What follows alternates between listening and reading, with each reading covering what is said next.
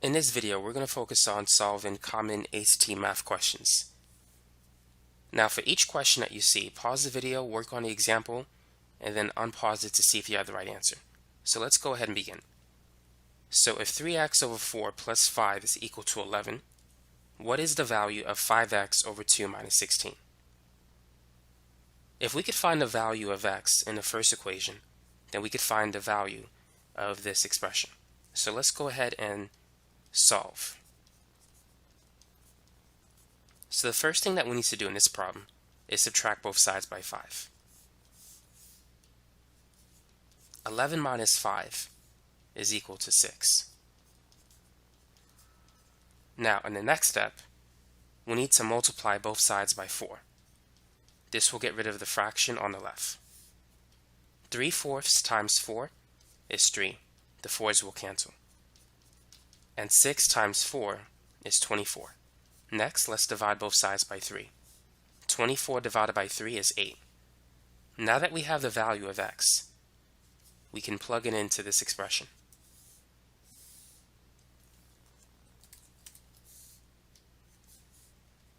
So let's replace x with 8. So what is 5/2 of 8? 5 times 8 is 40.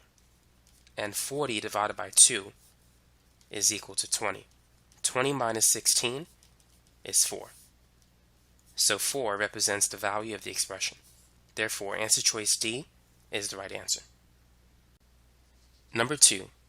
What is the sum of the solutions of the equation x squared plus 4x minus 45 equals 0? So what can we do in this problem? Well, first, we need to find the value of x in this equation. So we have a trinomial with a leading coefficient of 1. So we need to factor the equation. So what two numbers multiply to negative 45 but add to the middle term 4? What are those two numbers? Well, we know that 5 times 9 is 45, but it has to be negative 45. So we can use negative 5 and positive 9, or positive 5 and negative 9. Now we need to pick the pair that adds up to positive 4. So negative 5 and plus 9 adds up to positive 4. So to factor it, it's going to be x minus 5 times x plus 9. So now what we're going to do is set each factor equal to 0. And then solve. So x is equal to 5 and x is equal to negative 9. But those are the two solutions. Now the problem wants to know what is the sum of the solutions of the equation. So if we were to add 5 and negative 9, this will give us a sum of negative 4. So negative 4 is the final answer of the problem. So B is the right answer. Number 3. If f of x is equal to 5x cubed minus 2x plus 7, then f of 2 is equal to what? Well, all we got to do in this problem to find the answer is replace x with 2 and simply find the value of the expression. So it's going to be 5 times 2 raised to the third power minus 2 times 2 and then plus 7. So what's 2 raised to the third power? 2 raised to the third power is basically you're multiplying 3 2's together. 2 times 2 times 2 is 8. So this is 5 times 8. Negative 2 times 2 is 4. 5 times 8 is 40. Negative 4 plus 7, that's positive 3. And 40 plus 3, well, that's 43. And so this is the answer. So E is the right answer. Number 4. The area of a square is 36. What is the perimeter? Well, let's draw a picture. So here's a square, and the area is 36. Now, what is the formula for the area of a square? Well, if we call this x and x, all sides are the same of a square, by the way. the area is simply length times width, or x squared. So 36 is equal to x squared. And if we take the square root of both sides, we can see that x is equal to 6. So each side of the square has a value of 6.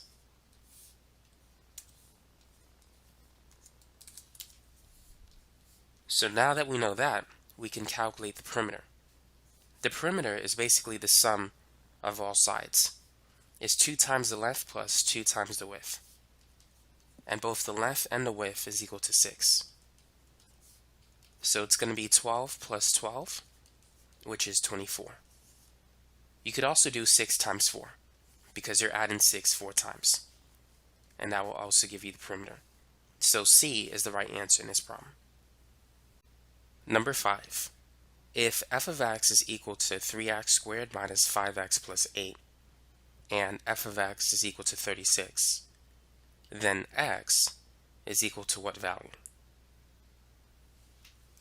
So in this problem, we need to replace f of x with 36, and then we could solve and find the value of x.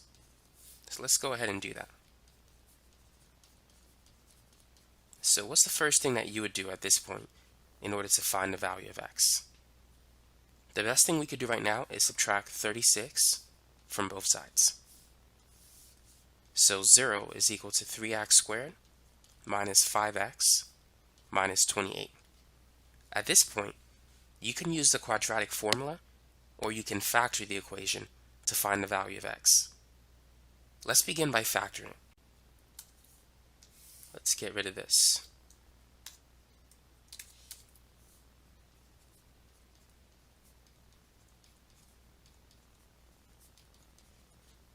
So we have a trinomial with a leading coefficient that is not 1.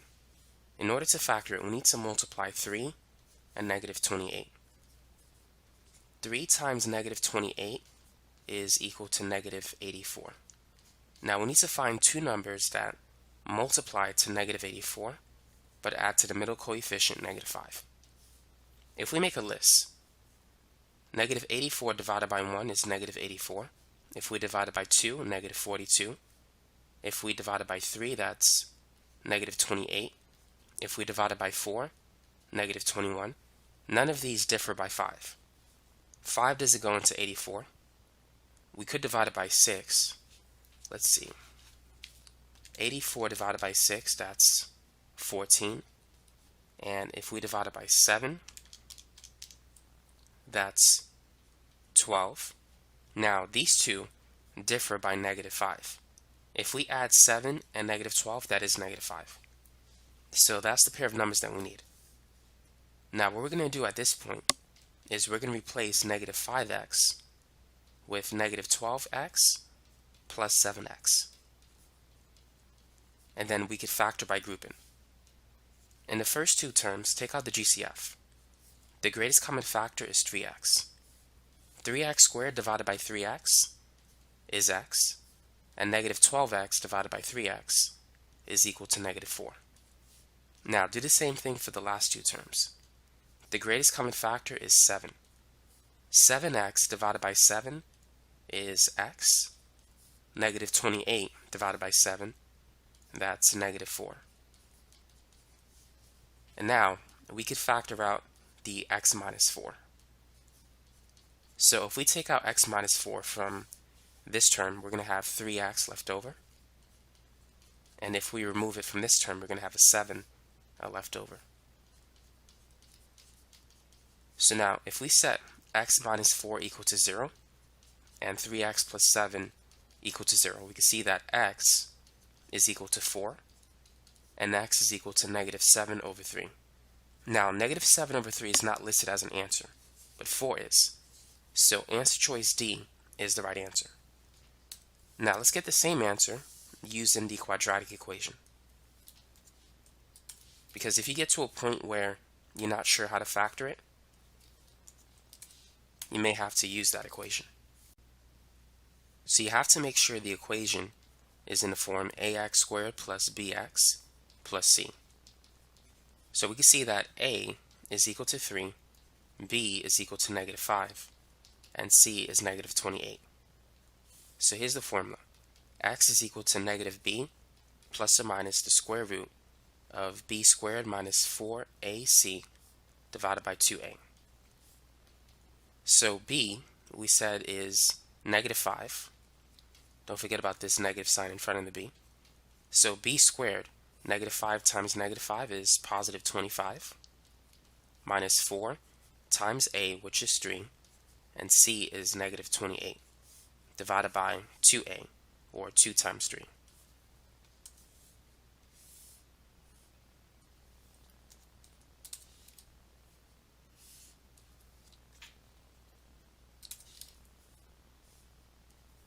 Negative 5 is the same as positive 5. And if we multiply negative 4 by 3, that's negative 12. And negative 12 times negative 28, that's going to be positive 336. 2 times 3, that's 6. So next, let's go ahead and add 336 plus 25. That's going to be 361. And the square root of 361 is 19. So we have 5 plus or minus 19 divided by 6. At this point, you can separate it into two expressions.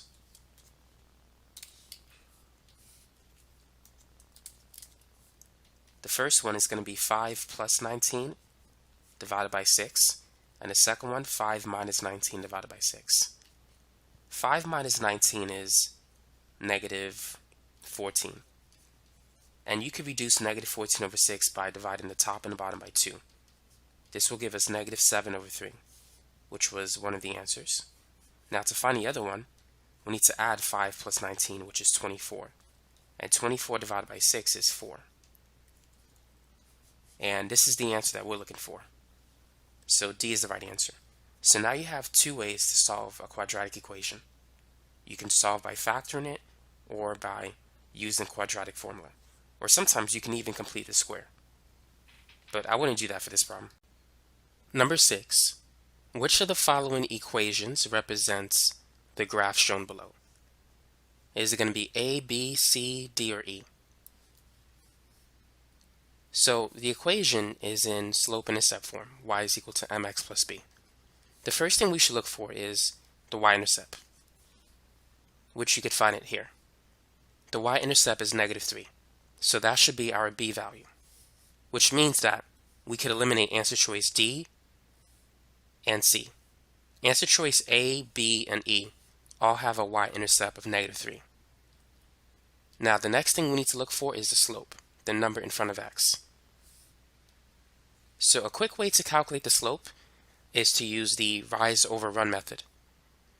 As we travel from this point to this point, we need to go up 3 units and travel 4 units to the right. So the slope, which is the rise over the run, it's 3 over 4. So therefore, answer choice B is the right answer. It has a slope of 3 over 4. Number 7. In triangle ABC, angle A equals 45 degrees. What is the area of the triangle? So first, let's start with the equation. The area of a triangle is 1/2 base times height. So this is the base, this is the height. Therefore, we need to find the lengths of segment AB and BC. If we could do that, then we could find the area of the triangle. Now we know the angle is 45 degrees, which means that this other angle must be 45, since this is 90. The three angles inside a right triangle must always add up to 180. 90 plus 45 plus 45 adds up to 180.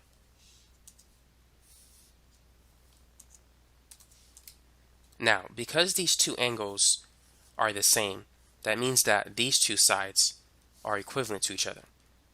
So let's go ahead and call this side x, and the other side is also x. Now we can use the Pythagorean theorem in order to find the value of x. A squared plus b squared is equal to c squared. A and b represent the legs of the triangle, so a and b are both x. C is the hypotenuse, which is across the red box. C is 10.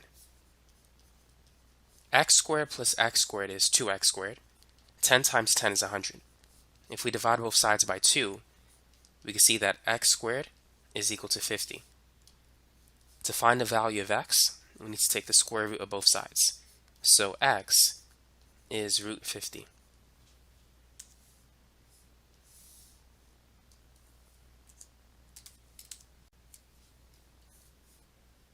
Now, we can plug in the values that we have. The base is equal to x, and so is the height. So both the base and the height is equal to root 50. The square root of 50 times the square root of 50 is equal to the square root of 2500, which is 50. And half of 50 is 25. So therefore, the area of this triangle is 25 square units, which means that answer choice B is the answer. Number 8. Sally's test scores in chemistry were 86, 93, 79, 82, and 90. What was her average test score? Whenever you wish to calculate the average, it's simply the sum of all the numbers divided by the number of numbers in the list. So let's add up all 5 numbers. Let's find the sum. It's going to be 86 plus 93 plus 79 plus 82 plus 90. Now there's a total of 5 numbers, so we're going to divide the sum by 5. 86 plus 93 plus 79 plus 82 plus 90, that's equal to 430. So now we need to divide 430 by 5. So this will give us an average of 86. So that's her average test score, which means that C is the right answer. Number 9. Sarah has taken 6 math tests and has an average score of 85. If she scores a 99 on her next math test, what is her average for these 7 tests? Well, in order to find the average of the 7 tests, we need to calculate the total sum of the scores of the 7 tests and divide it by the number of tests, which in this case is 7. Now, how can we find the sum of all 7 tests? If we rearrange the equation, if the average is equal to the sum divided by n, then it turns out that the sum is equal to the average times n. The total sum is basically the sum of the first 6 exams plus the 7th exam. That's going to equal the total sum.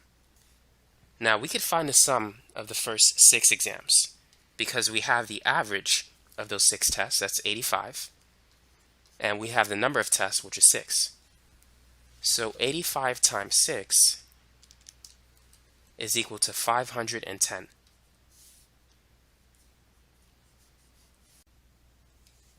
So now that we have the sum of the first 6 tests, and we know the score for the 7th test, which is 99, we now have the total sum of all 7 tests. So 510 plus 99, that's equal to 609. So now we can use this equation to calculate the average of all 7 tests. So the average is going to be the total sum, which is 609, divided by 7, which is the number of tests. And this will give us an average score of 87. So therefore, D is the right answer. Number 10. Triangle ABC is inscribed in a circle below. Segment AB passes through the center of the circle at point O. What is the area of the shaded region? Well, first, we need to realize that the area of the shaded region is the difference between the area of the circle and the area of the triangle. The area of a circle is pi r squared. So we got to find the radius of the circle. The area of a triangle is 1/2 base times height. Now we already have the base. The base is equal to 6, and the height of the triangle is 8. So B is 6, H is 8. So we could find the area of the triangle at any time we wish. What we need to do is calculate the radius of the circle. Now you need to be familiar with certain special triangles.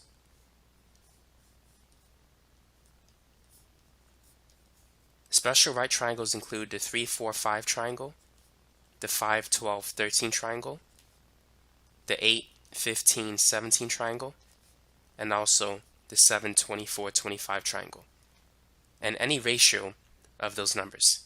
Now let's focus on the 3, 4, 5 triangle. If we multiply it by 2, this will give us the numbers 6, 8, 10. Notice that we have two of these numbers, 6 and 8, which means that the missing side of the triangle has to be 10. And we can prove it using the Pythagorean theorem.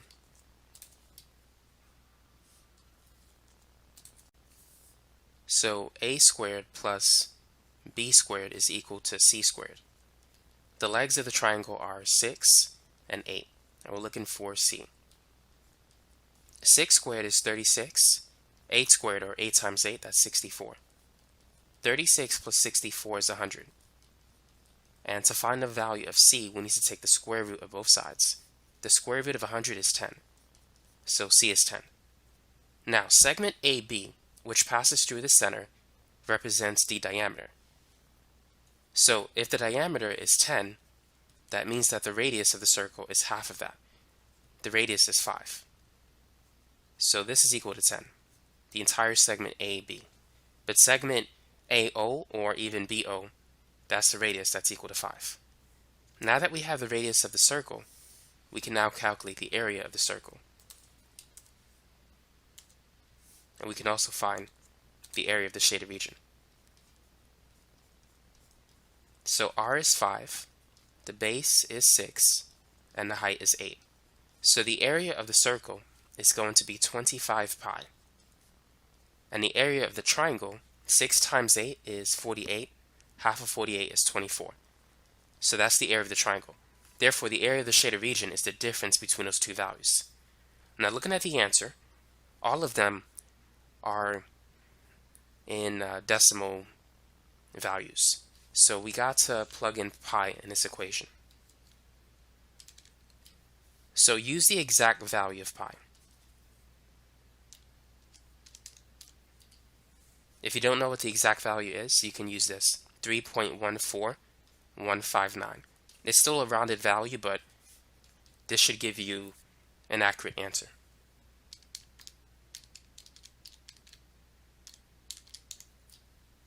So this is about 54.53975. So we can round that to 54.54, which means C is the right answer. Number 11. If sine z is equal to negative 7 over 25 and tangent z is less than 0, what is cosine z?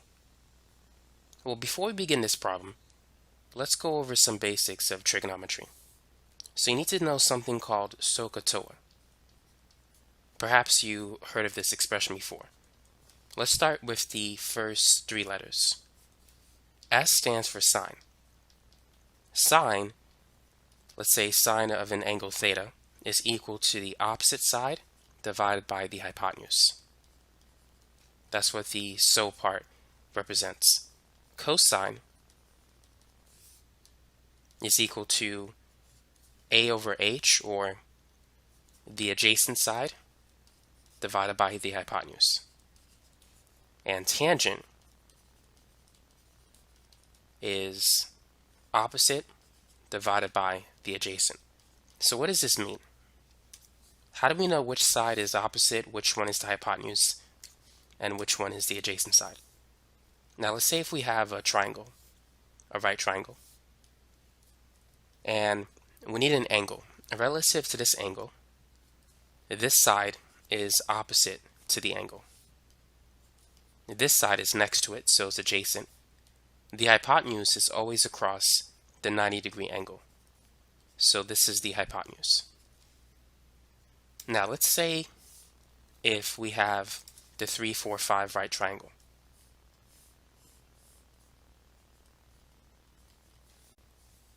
Let's say this side is 3, this is 4, and that's 5. What is sine theta? And what is cosine and also tangent? Sine theta, based on SOHCAHTOA, it's equal to the opposite side, which is 4, divided by the hypotenuse, which is 5. So sine of theta is 4 over 5. Now cosine theta, we know it's adjacent over hypotenuse. So relative to this angle, 3 is the adjacent side, 5 is the hypotenuse. So cosine theta is 3 over 5. Tangent theta is opposite over adjacent. Opposite is 4, adjacent is 3. So tangent theta is 4 over 3. So that's how you can find the sine, cosine, and tangent ratios given a right triangle. So now what about the question that we have? Because sometimes sine or cosine could be positive or negative. Now there's something else that you need to know. You need to know that this is quadrant 1, 2, 3, and 4.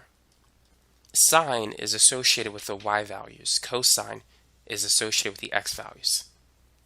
X is positive on the right side. So cosine is going to be positive in quadrants 1 and 4. Cosine is negative on the left side in quadrants 2 and 3. Sine is associated with the y values, and y is positive above the x-axis, that is in quadrants 1 and 2.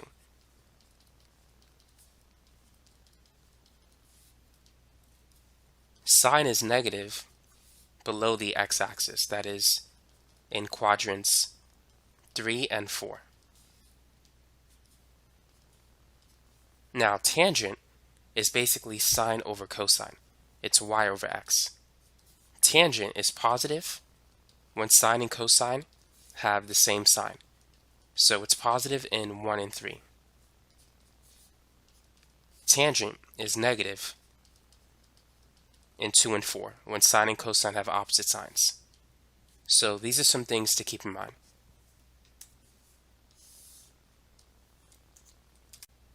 So now let's go ahead and work on this problem. The first thing we need to do is we need to know in which quadrant we should draw the right triangle. Is it going to be in quadrant 1, 2, 3, or 4? Now we know that sine is negative based on this information here. And sine is negative in quadrants 3 and 4.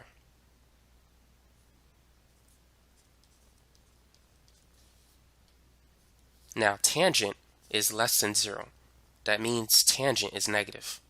And tangent is going to be negative in quadrants 2 and 4. So therefore, these two statements are true in quadrant 4. That's where we're going to have to draw the right triangle. And here's going to be the angle theta, which in this case we're going to use the angle z instead. Now, sine of z is negative 7 over 25. And we know sine is opposite over hypotenuse. Opposite to z is this side. This is going to be negative 7. It's negative because it's below the x-axis. Y is negative in quadrant 4.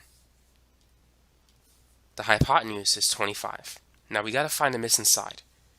Now this is a 7, 24, 25 triangle. If you're not sure about that, you can use the Pythagorean theorem to find the missing side. So let's say we're looking for A. B is going to be 7 or negative 7, and C is 25. 25 squared is 625 minus 49. That gives you 576. So the square root of 576 is 24, which is the missing side. And it's positive 24 because x is positive on the right side, but y is negative as you go down. So that's why we have a negative 7. Now that we have all three sides of the triangle, we can now find the value of cosine z. So cosine is adjacent over hypotenuse. The adjacent side is 24. The hypotenuse is 25. So cosine is positive 24 over 25. which means that D is the right answer. Number 12. If the sum of a number and 6 times its reciprocal is 5, what is the value of 5 more than 4 times the number? So the number, we're going to call it x. So we're dealing with the sum, which means addition. The reciprocal of the number is 1 over x. So 6 times its reciprocal is 6 over x, or 6 times 1 over x. So the sum of that number and 6 times its reciprocal is 5, or meaning it's equal to 5. Once we find the value of x, then we can answer the second part of the problem. What is the value of 5 more than 4 times the number? So that's 5 plus 4 times x. So let's focus on the first equation. How can we find the value of x in that equation? What I would recommend is to multiply both sides by x. The purpose is to clear away the fraction. So let's distribute it. X times x is x squared. And then x times 6 over x, we can cancel the x variables, so it's just going to be 6. And finally, 5 times x is 5x. Now let's subtract both sides by 5x. So let's take the 5x from the right side and move it to the left side. So the sign is going to change from positive 5x and it's going to become negative 5x. So now what we can do is we can factor in order to solve this quadratic equation. So what two numbers multiply to 6 but add to the middle coefficient negative 5? We know that 2 times 3 is 6 and it adds up to positive 5, so we're going to use negative 2 and negative 3, which adds up to negative 5. So it's x minus 2 times x minus 3. So now at this point, we're going to set each factor equal to 0.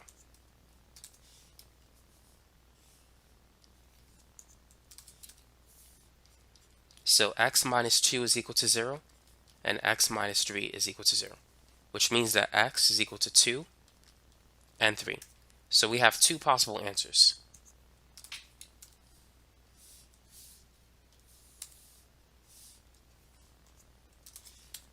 So first, let's find the value of this expression if x is 3.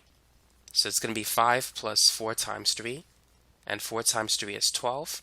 5 plus 12 is 17. But none of the answers are listed as 17. So let's try the other one.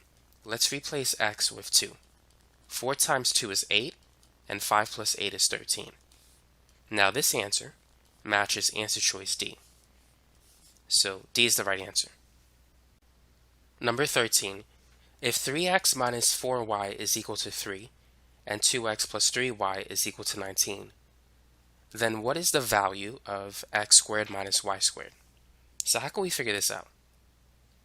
Well, if we could find the value of x and y, we could simply plug it into this expression and get the value of x squared minus y squared.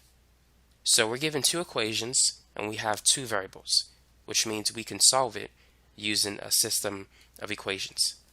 You can use the elimination method or the substitution method. I'm going to use the elimination method. So first, I need to get rid of either x or y. I'm going to try to cancel the y variable. So a common multiple between 3 and 4 is simply 12. You could just multiply the two numbers. 4 times 3 is 12. So I'm going to multiply the first equation by 3, so I can get negative 12y. And I'm going to multiply the second equation by 4 to get positive 12y.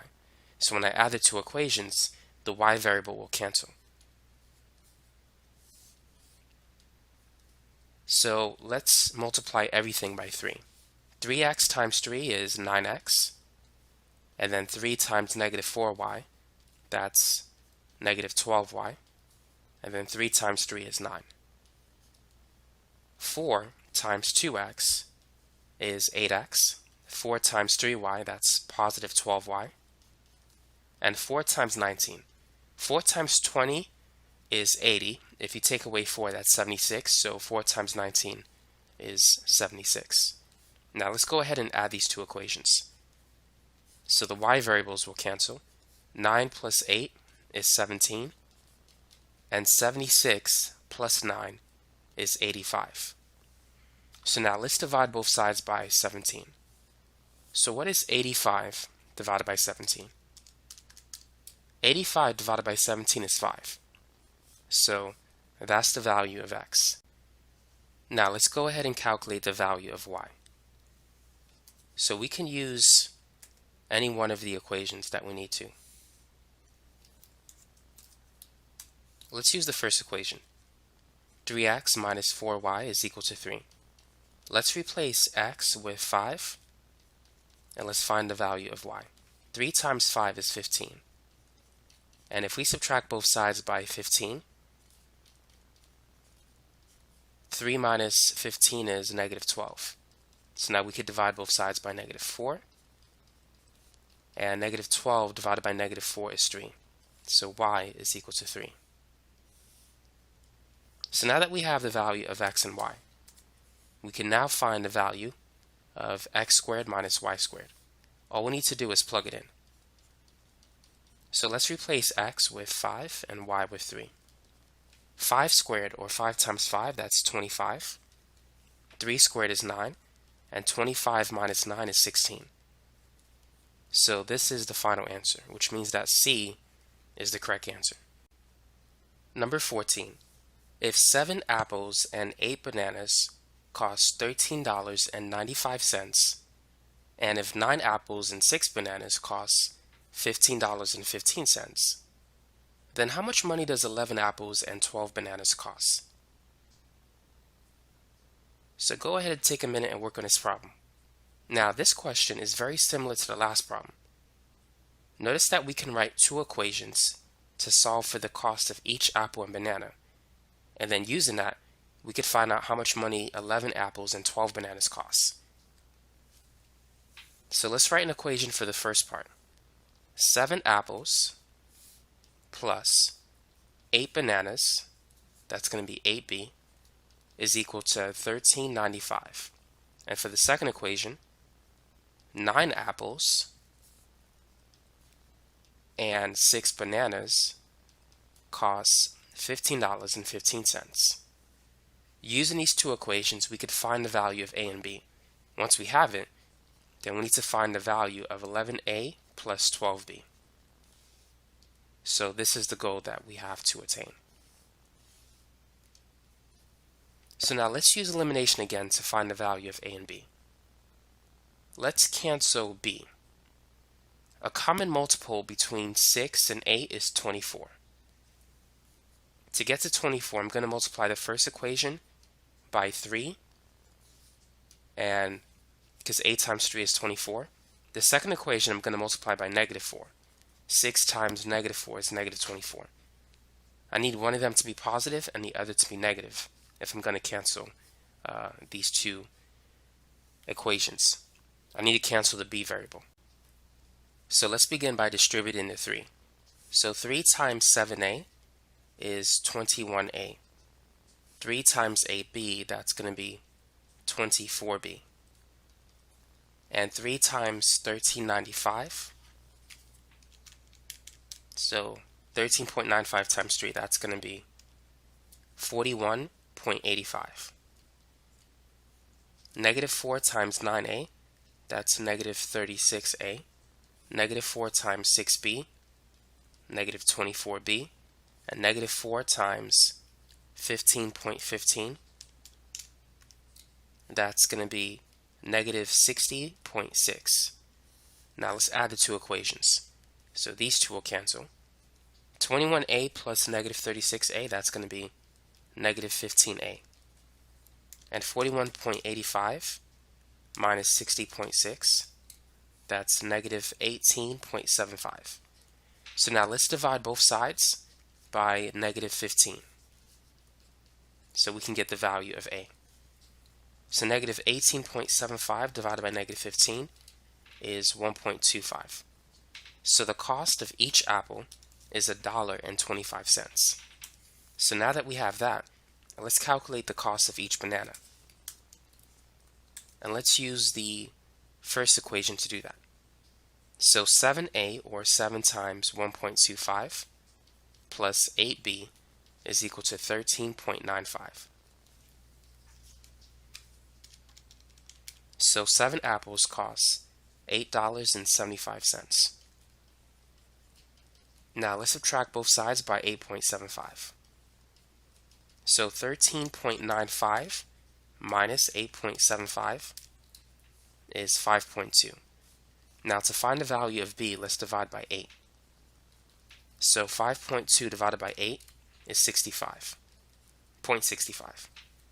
So the cost of each banana is 65 cents. Now that we have the cost of a single apple and a single banana, we could find the cost of 11 apples and 12 bananas. So it's 11 times 1.25 plus 12 times 0.65.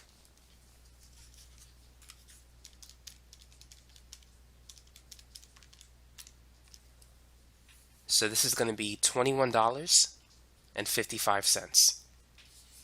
So therefore, answer choice D is the right answer. Number 15. Which of the following is equivalent to the expression shown below? Now, before we work on this problem, let's go over some basic properties of exponents. For example, when you multiply by a common base, you need to add the exponents. X squared times x cubed is x to the 5th power, because 2 plus 3 is 5. When you divide, you need to subtract. So 9 minus 3 is 6, so this is going to be x to the 6. And also, when you raise one exponent to another, you need to multiply. For example, let's say if you have x to the 4th raised to the 7th power. This is x raised to the 28th. 4 times 7 is 28. Now let's understand why. So why is it that x squared times x cubed is x to the 5th? X squared is basically two x variables multiplied to each other. X cubed represent 3 x variables. Together we have a total of 5 x variables being multiplied. That's why it's x to the 5th. Now what about this one? Why is it that x squared raised to the 3rd power is x to the 6th? Why do we multiply 2 times 3 to get to 6? X squared raised to the 3rd power means that you have 3 x squared values multiplied to each other. And each x squared represents 2 x values. So therefore, we have a total of 6 x values being multiplied, so it's x to the 6.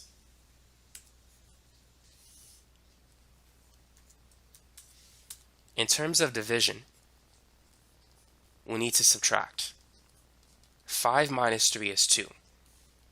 X to the 5th is basically 5 x variables. X to the 3rd is 3 x variables. X divided by x is simply 1. So if you cancel 3 x variables, you're going to have 2 left over on top. That's why it's x squared.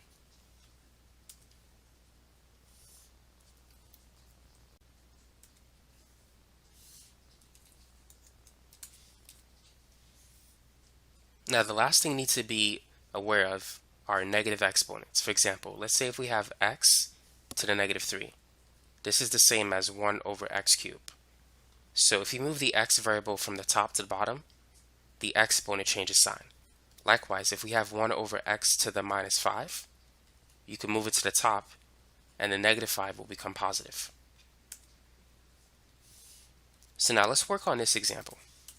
So y to the 4th raised to the 5th. Whenever you raise one exponent to another, you need to multiply. 4 times 5 is 20. Now 3 times negative 8 is negative 24. And now that we're multiplying two common bases, we need to add the exponents. So 20 plus negative 24, that's equal to negative 4. And since we have a negative exponent, we need to move the y variable to the bottom. So therefore, the final answer is 1 divided by y to the 4th. So D is the right answer. Number 16. What is the slope of the line in the equation shown below? So we have an equation, a linear equation in standard form, that is in ax plus by equals c format. And what we need to do is we need to rewrite the equation in slope-intercept form, that is in y equals mx plus b form. The slope is simply the number in front of x. So once we put it in that form, we can easily identify the slope. So let's get y by itself on one side of the equation. So let's begin by subtracting both sides by 3x. So negative 5y is equal to negative 3x plus 8. Now, in our next step, we're going to divide everything by negative 5. So y is equal to negative 3 divided by negative 5 is just positive 3 over 5. And this is going to be minus 8 over 5. So negative 8 over 5 is the y-intercept, which is b, but the slope is the number in front of x. So the slope is positive 3 over 5, which means answer choice C is the right answer in this problem. 17. If r is an integer that satisfies the inequality shown below, what is the sum of the largest possible value of r and the smallest possible value of r? Well, let's go ahead and find out. So let's focus on the first part of the inequality. That is, 3 is less than the square root of r. So in order to find the value of r, we need to square both sides. 3 squared is 9. And the square root of r squared is simply r. Notice that r is greater than 9, but not equal to 9. And r has to be an integer. So the lowest possible value of r is 10. Because r has to be greater than 9. And the next number greater than 9 that's an integer is 10. R can't be 9.5 or 8.2. It cannot be a decimal value.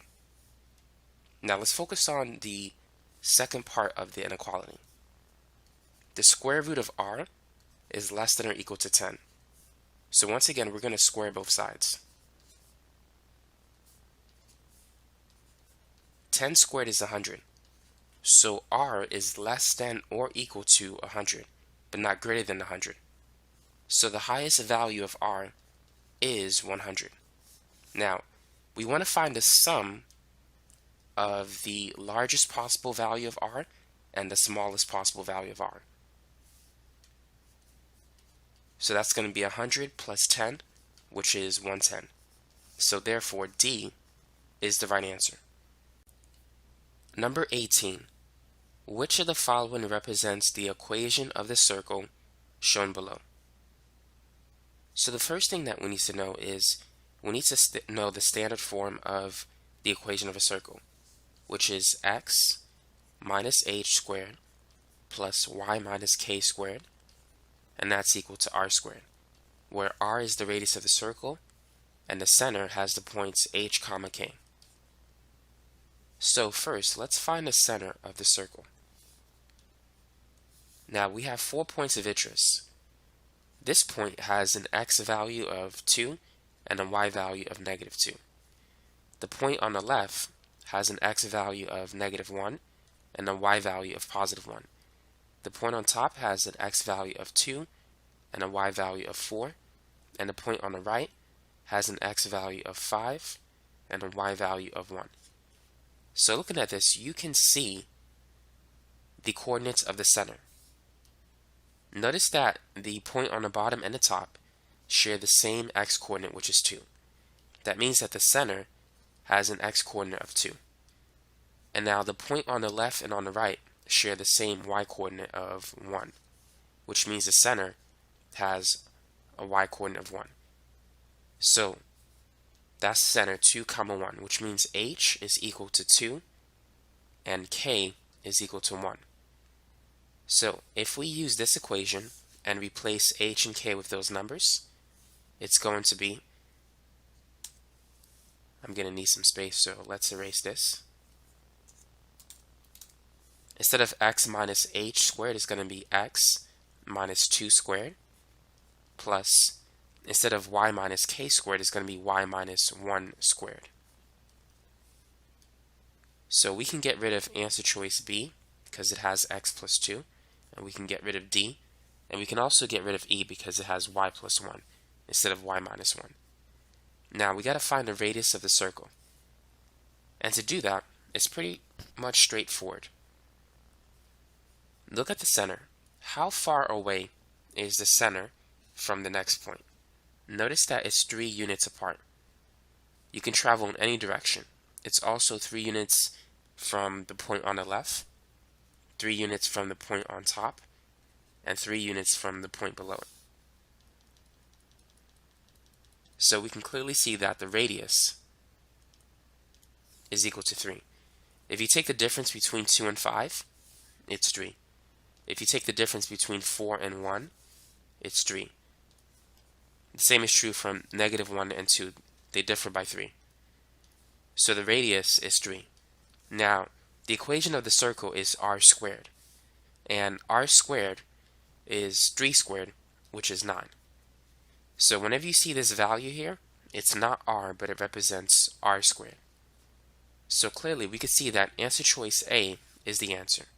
R squared doesn't equal 3. R is equal to 3.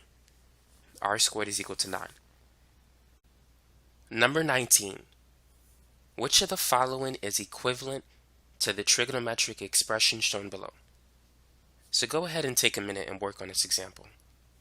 If you feel that you need to review trigonometric identities, check out my video on YouTube entitled Verifying Trigonometric Identities. I have 2 of them. There's an older version that's like 19 minutes, and there's like a longer version that's an hour.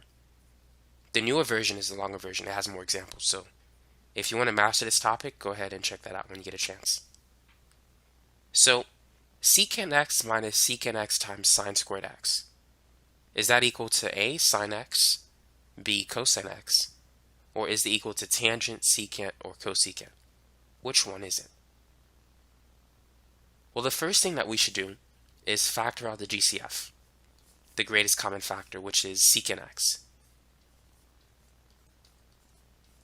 Secant x divided by itself is equal to 1. Secant sine squared divided by secant will leave behind sine squared.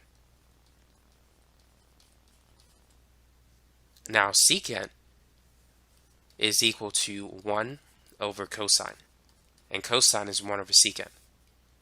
So let's replace secant with 1 over cosine.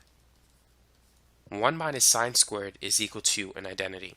If you recall, sine squared plus cosine squared is equal to 1. So if you move the sine squared to the right side, you'll see that cosine squared is 1 minus sine squared.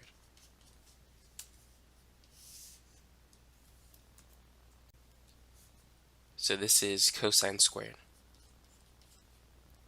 And now we can cancel cosine. So this is going to leave behind cosine. Cosine squared divided by cosine is cosine.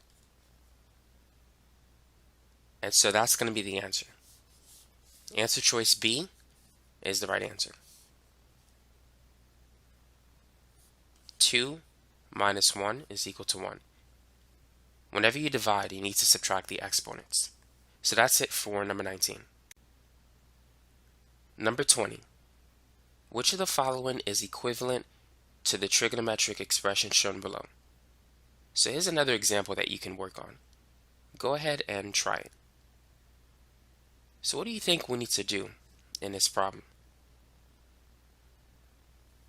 Well, whenever you see 1 plus cosine, 1 minus sine, it's a good indication that you need to multiply by the conjugate. So since we have a 1 plus cosine, multiply the top and the bottom of this fraction by 1 minus cosine.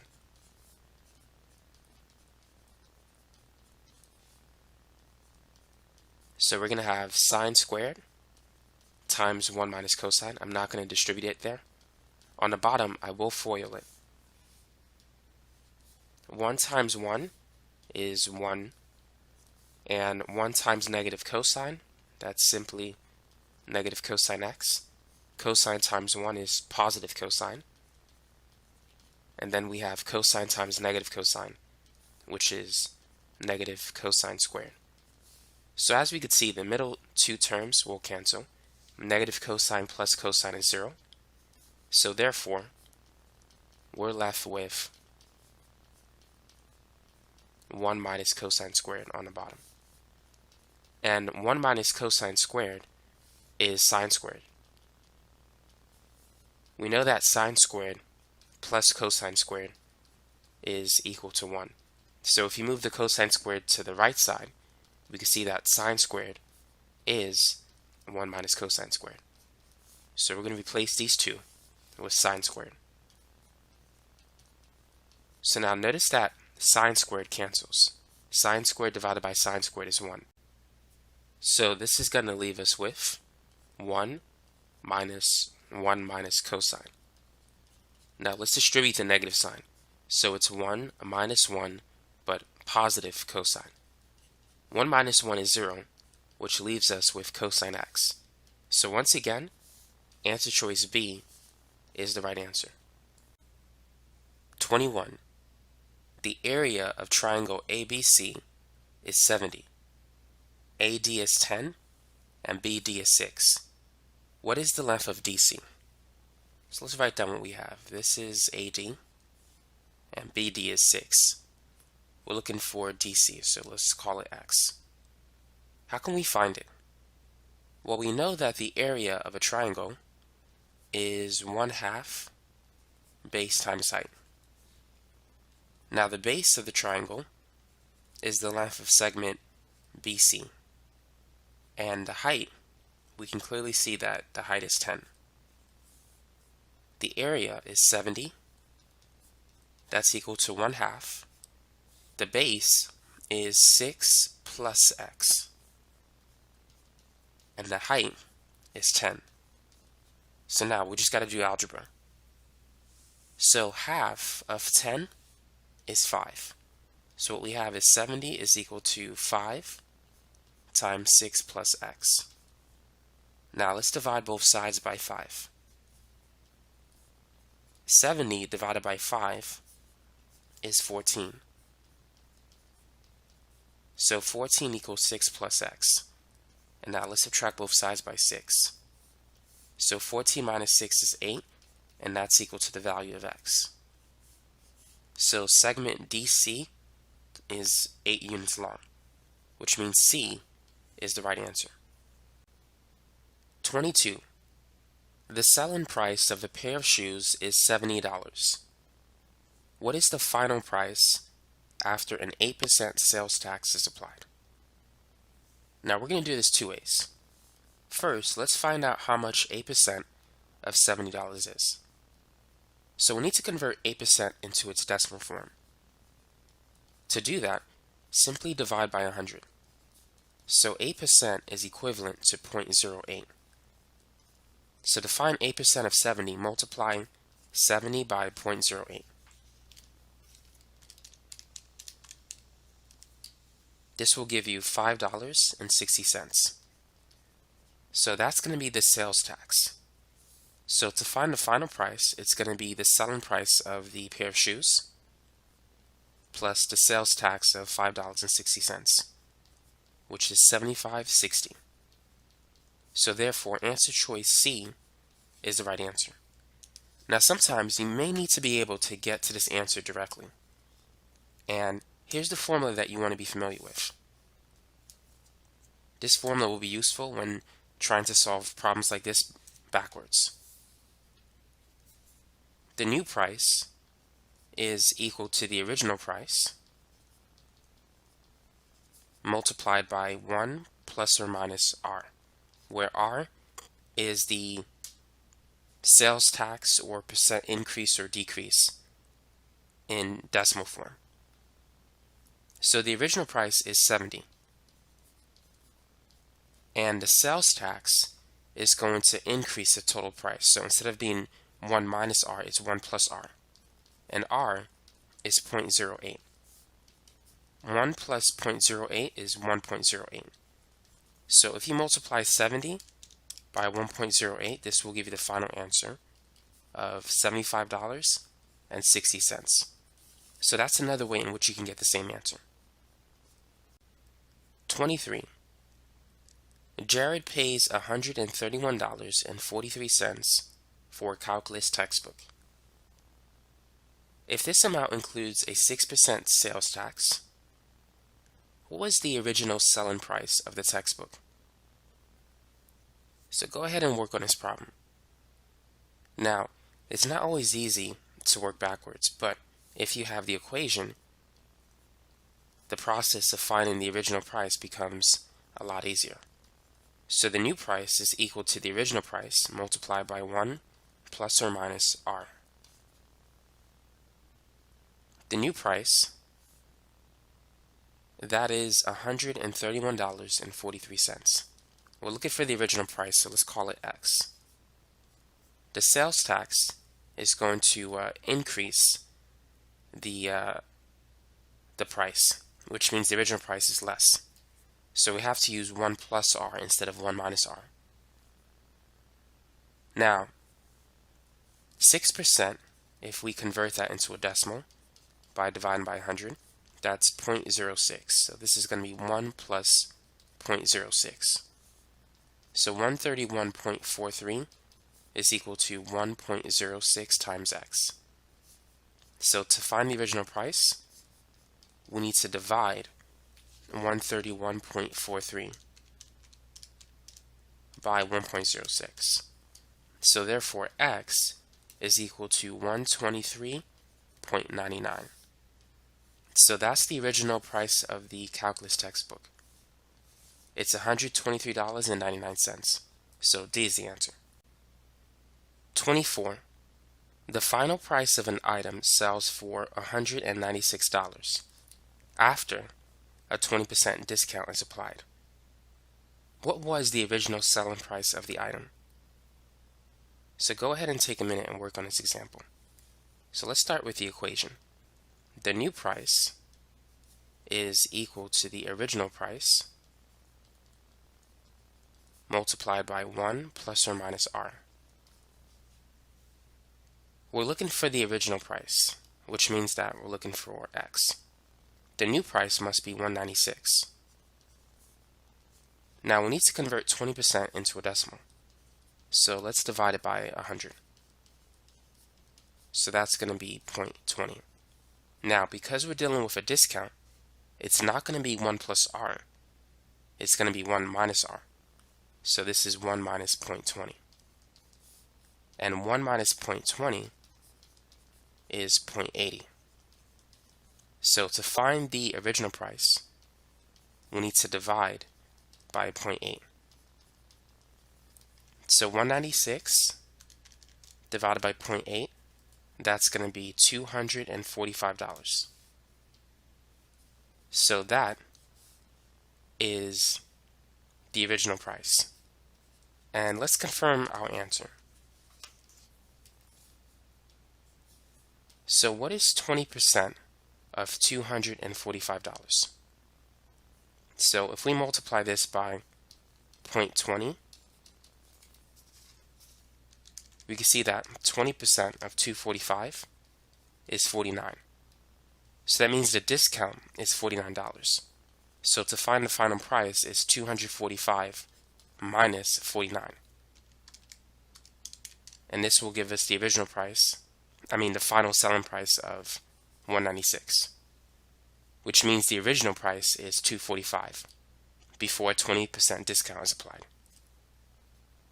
So this is the answer. 25. Susan purchases a $300 laptop. The sales clerk applies a 15% discount followed by a 7% sales tax. If Susan hands 14 $20 bills to the sales clerk, how much money will Susan receive back from the sales clerk? So the original price of the laptop is $300. Now we need to see what the value is after a 15% discount has been applied. So let's use the equation. The new price is equal to the original price multiplied by 1 plus or minus r.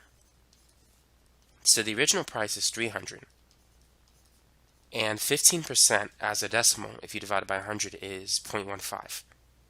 And because it's a discount, it's 1 minus r as opposed to 1 plus r. So if you take off 15% from the original price, you're going to have 85% left over. The original price is 100%. So we need to multiply 300 by 0.85. So 85% of 300 is 255. So that's the price of the laptop after a 50% discount.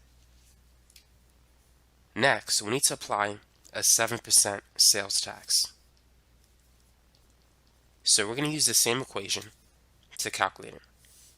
So this time, the original price now is going to be 255. 7% is 0.07. And because of the tax is going to increase the total price, it's going to be 1 plus r as opposed to 1 minus r. So we need to find the value of 107% of 255. So 255 times 1.07, and that's going to be $272.85.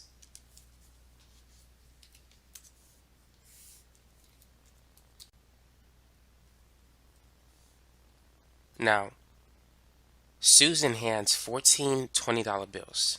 So how much money does Susan gives to the sales clerk? What is the value of 14 $20 bills?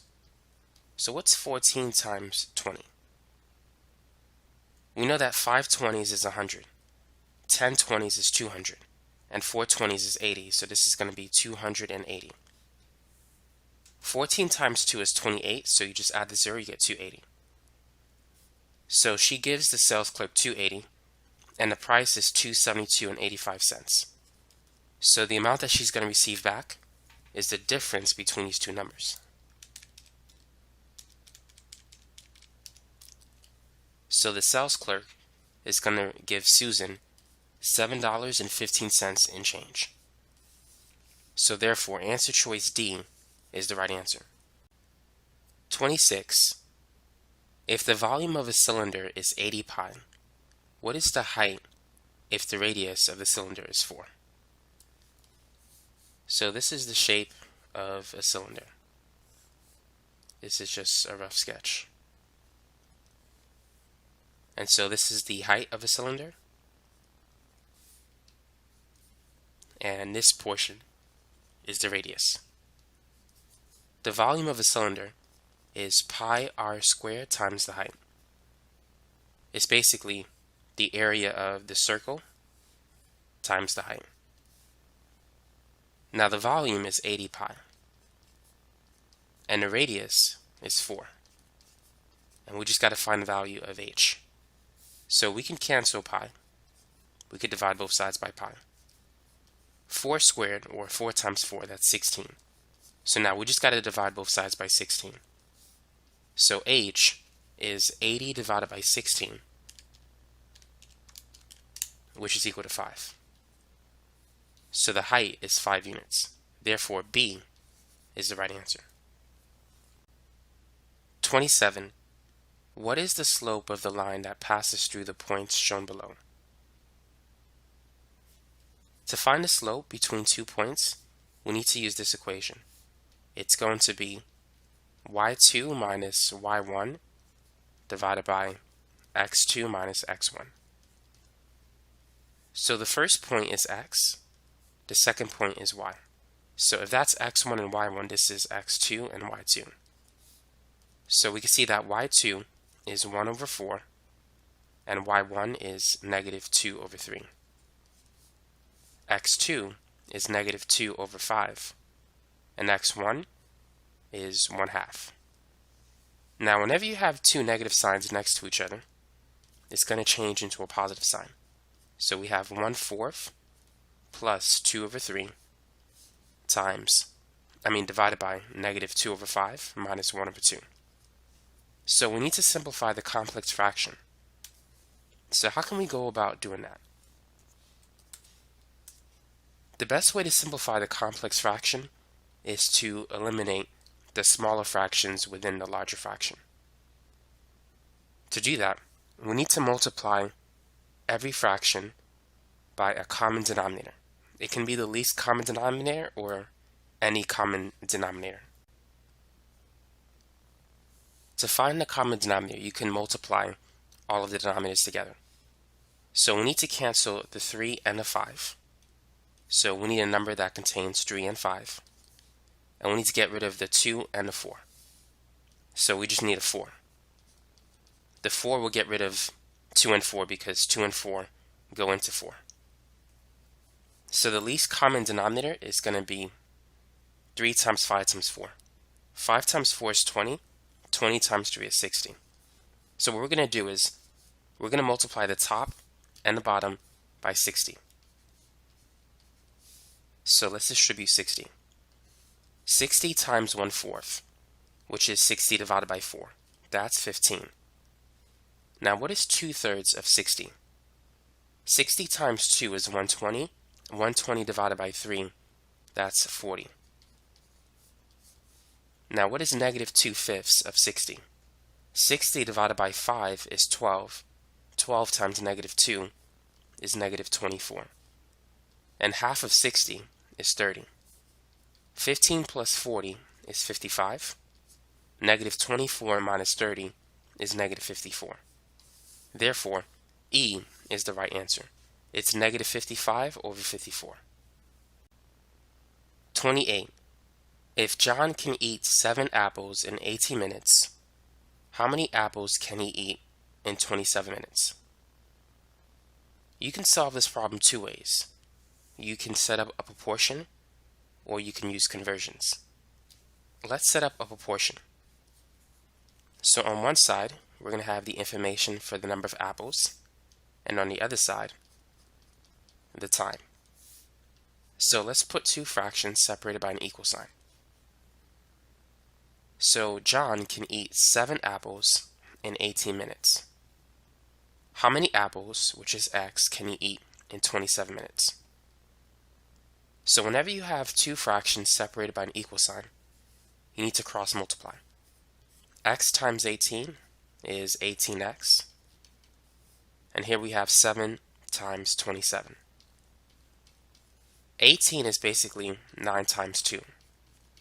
And 27 is 9 times 3. So if we divide both sides by 9, those two numbers will cancel. So 2x is equal to 7 times 3, which is 21. Now let's divide both sides by 2. So x is 21 over 2, which is 10.5 apples. So if in 18 minutes he can eat 7 apples, in 27 minutes he can eat more. He could eat 10.5 apples, or 21 over 2, which means A is the answer. Now let's get the same answer using a conversion. The conversion is this statement here. 7 apples is equal to, or corresponds to, 18 minutes. So that's the conversion factor. Now here's what we're trying to convert. We need to convert the number of minutes into the number of apples. So let's start with what we have, which is 27 minutes over 1. Now in the next fraction, we're going to use the conversion factor. Because we have minutes on top, we need to put it on the bottom, so that the unit minutes will cancel. So the 7 apples go on top. So it's going to be 27 times 7, which is 189, over 18. Now we can reduce this fraction. We could divide the top and the bottom by 9. 189 divided by 9 is 21. 18 divided by 9 is 2. So you get the same answer, 21 over 2, or 10.5 apples. So with these problems, you can solve it using a proportion or using a conversion factor. 29. A car can travel 35 miles in 40 minutes. At this rate, how many hours will it take for the car to travel 245 miles? Now let's solve this problem using two methods. proportions, and conversions. So we're dealing with distance in miles and time in minutes. So let's start with a proportion. So the car can travel 35 miles in 40 minutes. How many minutes can it travel in 245 miles? So let's cross multiply.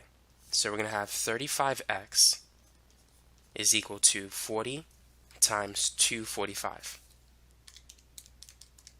which is 9,800. Now let's divide both sides by 35. So x is 280 minutes. Now the answer is in hours. So we got to convert minutes into hours. 1 hour is equal to 60 minutes. So we got to divide by 60. We can cancel the 0, so this becomes 28 over 6. 28 over 6 reduces to 14 over 3 if you divide both numbers by 2, which means that answer choice D is the right answer. But now let's get the same answer using conversions instead of proportions. So the conversion factor is that information. So 35 miles is equal to 40 minutes. That's our conversion factor. Now in the second part of the problem, it tells us what we need to convert. We need to convert 245 miles into hours. So let's start with 245 miles. Using this conversion factor, let's convert miles into minutes. So for every 35 miles, the car travels 35 miles in 40 minutes. So the unit miles cancel, and the last thing we need to do is convert minutes into hours. 1 hour is equal to 60 minutes. And so these units will cancel. And now we can get the answer. So it's going to be 245 times 40, which is 9,800. And 35 times 60, that's 2,100. So we can cancel the 2 zeros. So it becomes 98 over 21. 98 is basically 7 times 14. 21 is 7 times 3. So we can cancel the 7s. And so the final answer is 14 over 3 hours.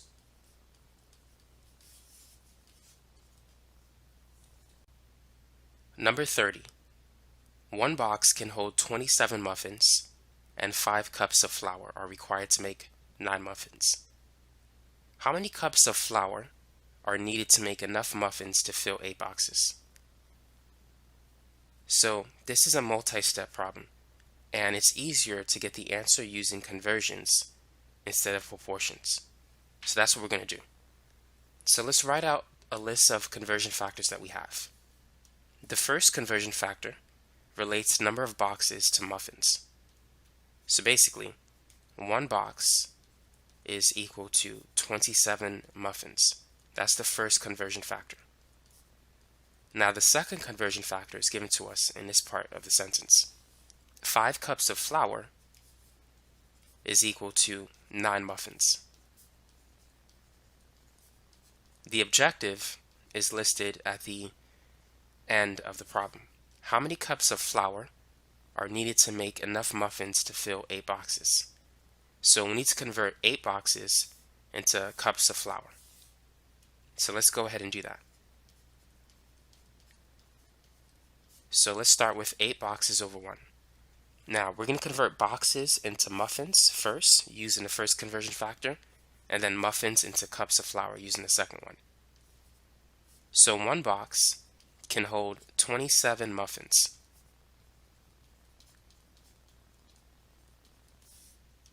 So the unit boxes will cancel. Now there's 5 cups of flour that's needed to make 9 muffins. So the unit muffins will cancel as well. So now all we need to do is do the math. 27 divided by 9 is 3. So we have 8 times 3 times 5. Now 8 times 5 is 40. And 40 times 3, well, we know 4 times 3 is 12. So 40 times 3 is 120, which means D is the right answer.